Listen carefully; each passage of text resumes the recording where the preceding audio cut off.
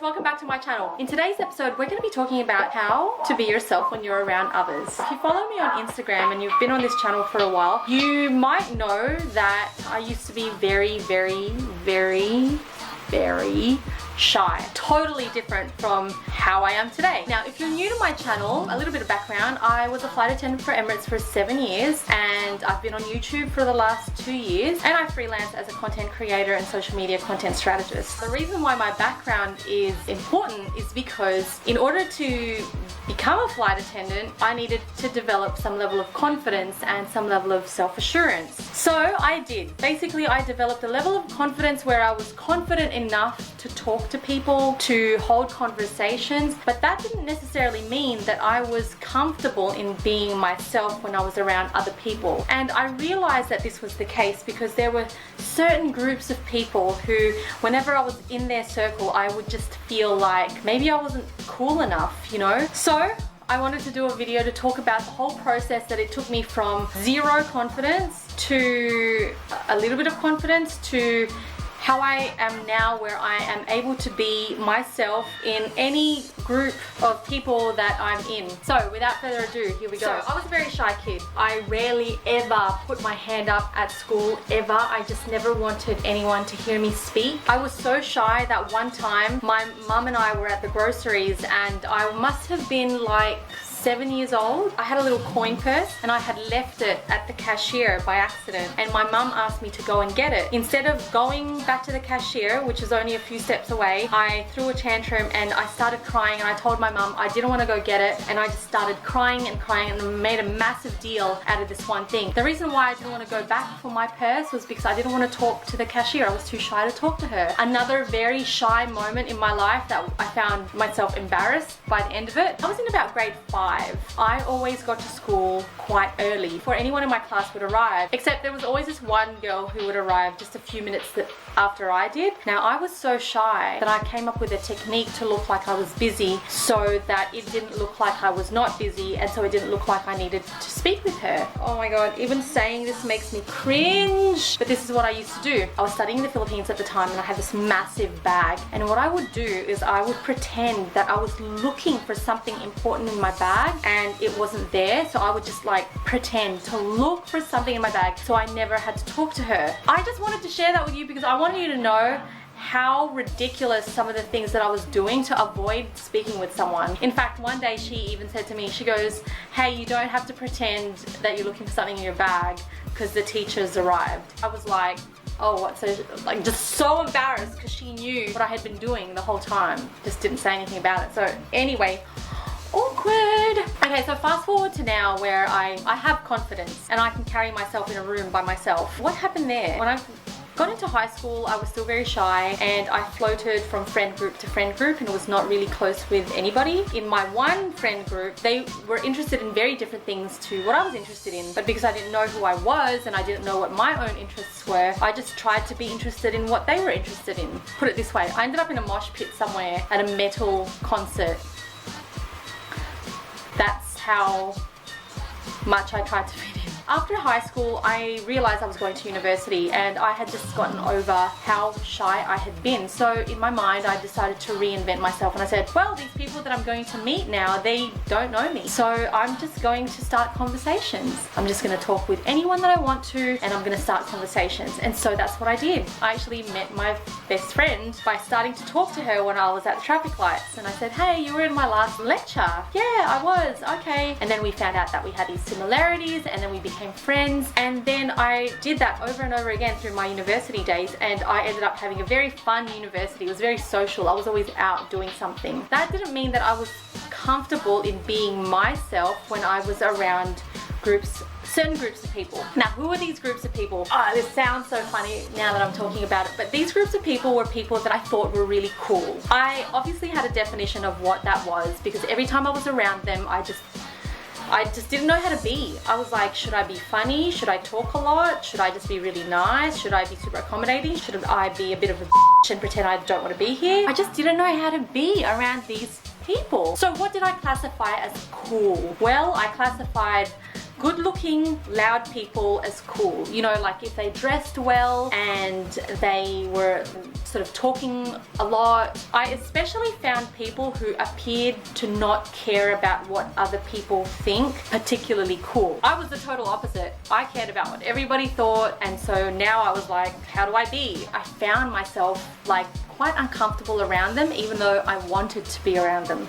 So get this, I actually wanted to be around them, I just didn't know how to be around them. That was one group of people. Another group of people that I'd feel like I'm not myself around were people who I thought were a lot more successful than I was. I didn't know how to be around them. I guess maybe deep down inside I was thinking like, was there anything that I could really bring to the table that was of value to them? So the way that I overcame that sort of discomfort around being other people was I experimented. My first attempt was to be super nice, but being really nice didn't really mean that I was being myself. It just meant that I was being nice and I was being polite and I was just, oh yeah, that's so cool, oh yeah, yeah, That didn't really mean that I was being myself. It just meant that I had things to say when I was in a group situation. When you're yourself, you can actually enjoy the company of people because you don't feel like you need to make an effort to be around them. Being overly enthusiastic and overly nice and caring about what people thought about me was quite draining. And so I thought, okay, well that's not working. Method number 2, I thought maybe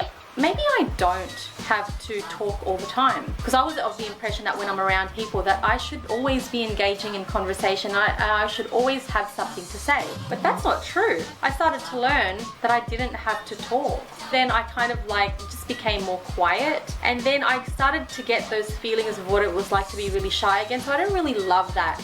So I've done all of these experiments, so who am I really when I'm around these people? I don't know. The last experiment that I did was probably the most effective one. But the only way I was able to do this was when I understood what it meant to do this. And guess what that was? Listen. Just to listen to people. Oh, I'm not even joking, the power of that. It's like, here's the thing, when you're in a group of people and you are so inside of yourself and your mind, you're of the belief that this is all about you.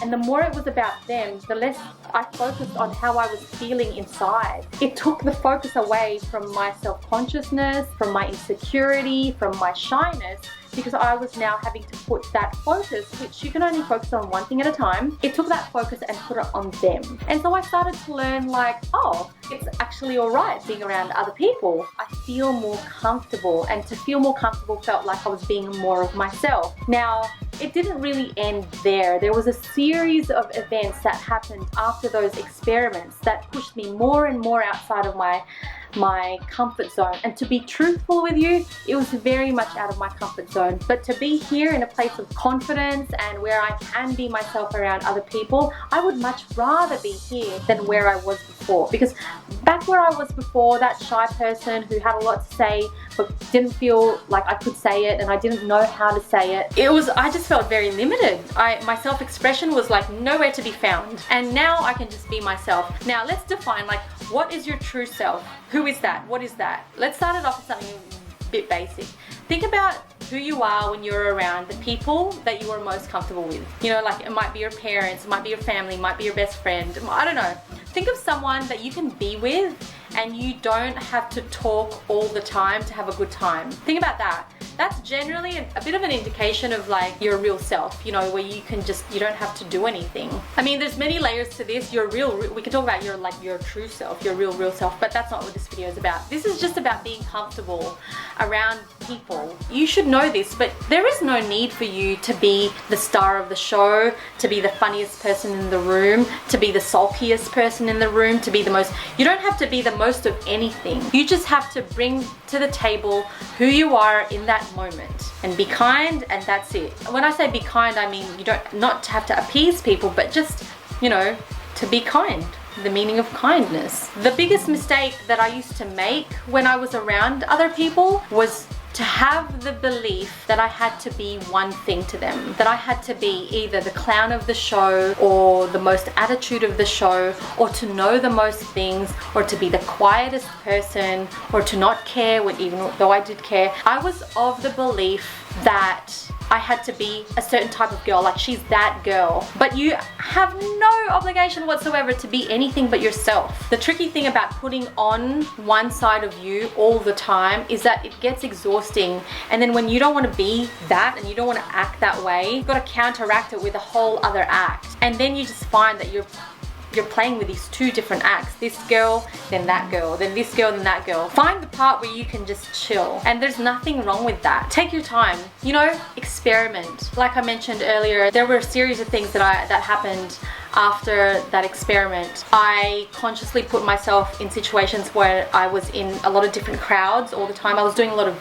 business networking, and I would always be rolling solo. So I'd be standing there, you know, getting to this event, get my wine, okay, there's someone else standing there, and it's like, hi, how are you? And where I would normally feel the need to overcompensate or to talk so much about myself, I realized that it wasn't about myself, it was about the other people. The more I let other people talk, the more it allowed me to be myself, because then I could hear what they could say, and then I could understand what it was that I could contribute. And sometimes maybe my contribution wouldn't always be verbal. Maybe it's just by being there to listen.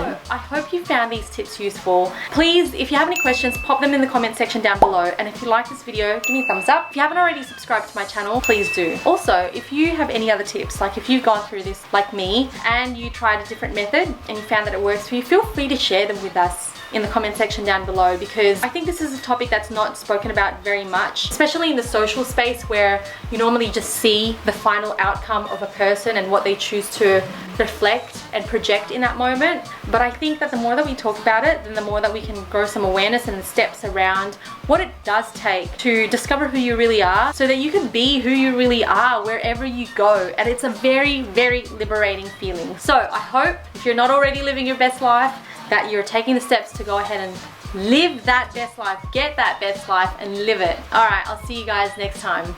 Bye! Well, this is a deep conversation.